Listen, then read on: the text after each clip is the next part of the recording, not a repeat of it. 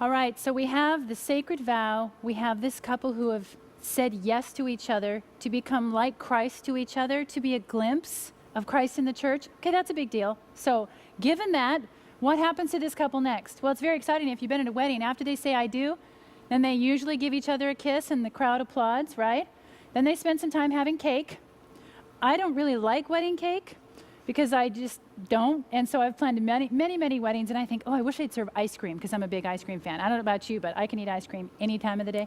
Anyway, so after they do the cake, then the couple is going to go away to a private place, and none of us are invited, right? This was the public, I do.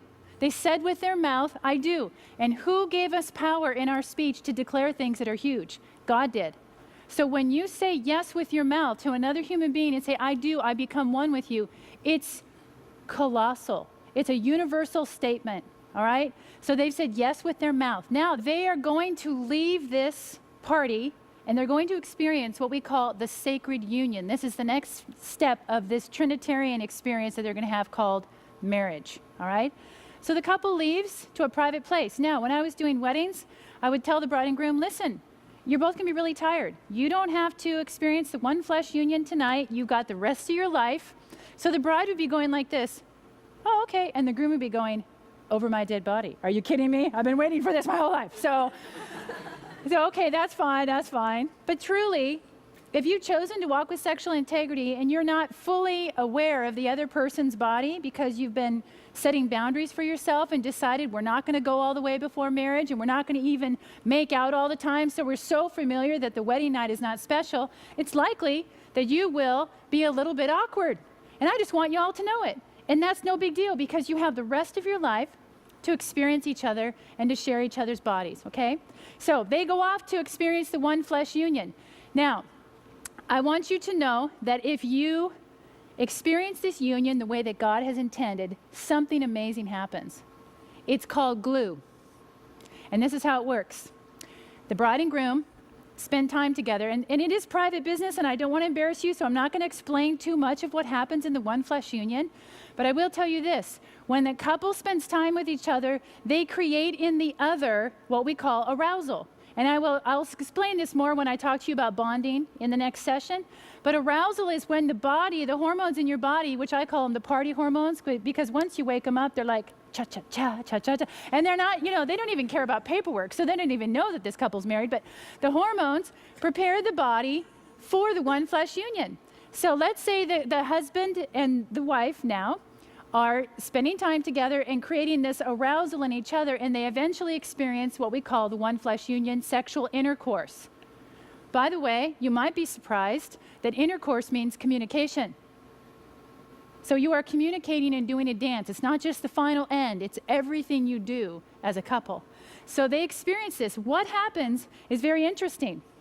Let's move ahead to another picture here. I'm going to show you your brain. Inside of your brain is the pleasure point. Sex happens first physically in the brain.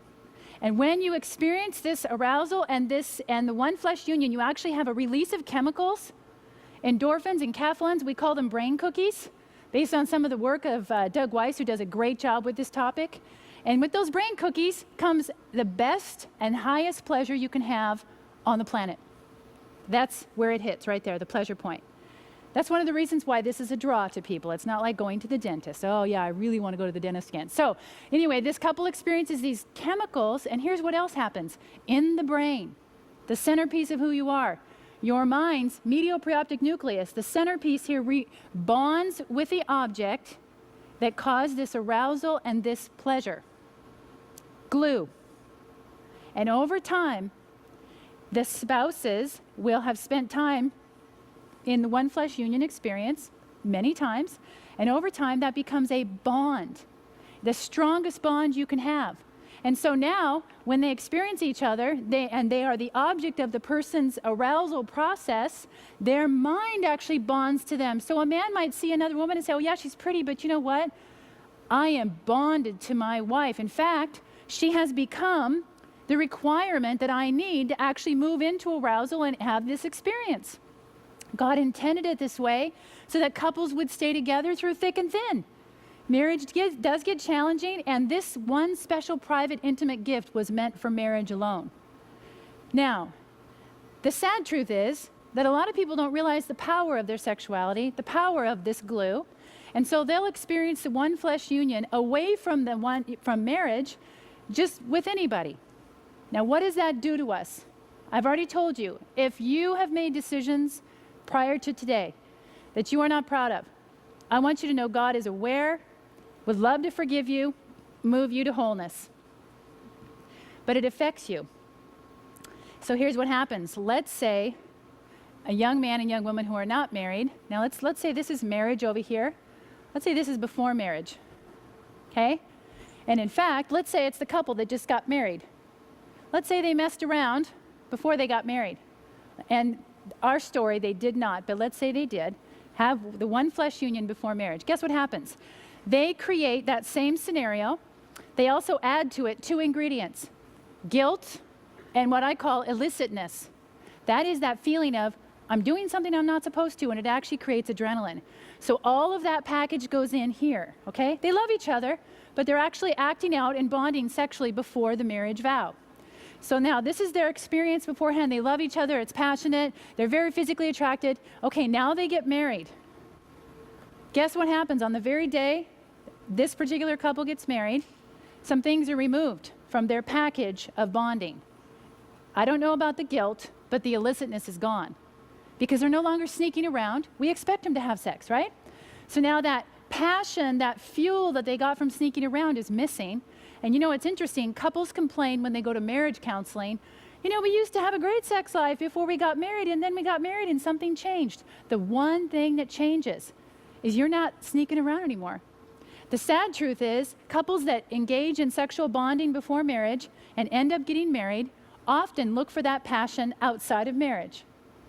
If you have sex before marriage, you might be training yourself to look for an illicit affair.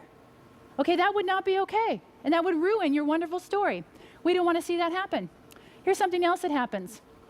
Let's say a young man is focused on pictures of women, pornography. I just have to apologize, men. It's so rampant now. I don't know how you even walk around in the culture without being offended by the things you see. So I'll apologize on behalf of all the women in the room, but this young man is privately looking at pictures. Now that's the object of his focus. He becomes aroused during that process and maybe acts out sexually himself. And guess what happens? The same brain chemicals that are released in the one flesh union are released in his brain. So this is the thing. If this young man continually focuses on a picture and brings himself to a place of arousal and acts out sexually and gets those same chemicals, he will actually have trained himself, the arousal response, to bond with a picture. Not a real person, a picture. What happens when this young man gets married?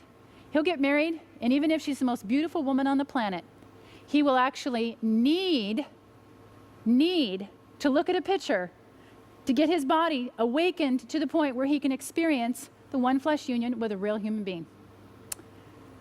I think it's one of the saddest things going on today is that young men are sabotaging their future love by getting addicted, without realizing that's what's happening, to looking at a picture. Very, very sad.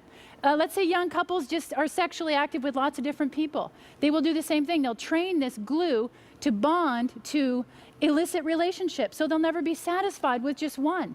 And that bonding that you do is not meant to be. It's supposed to be that glue in marriage. Let's say a young girl is abused by somebody.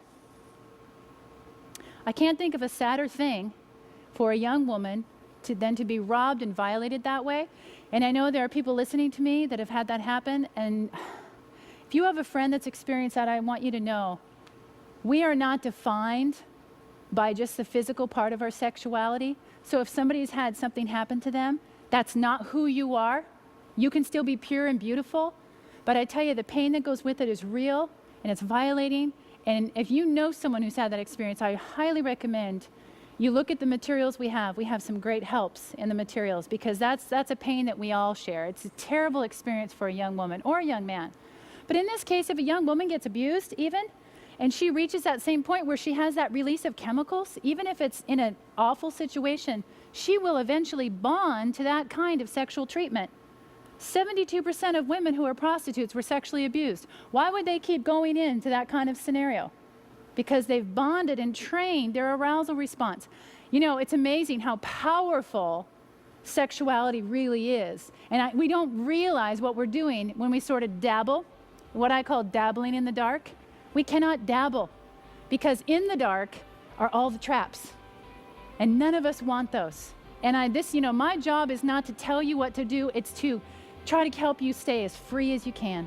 Because the more free you are, the more whole you will become.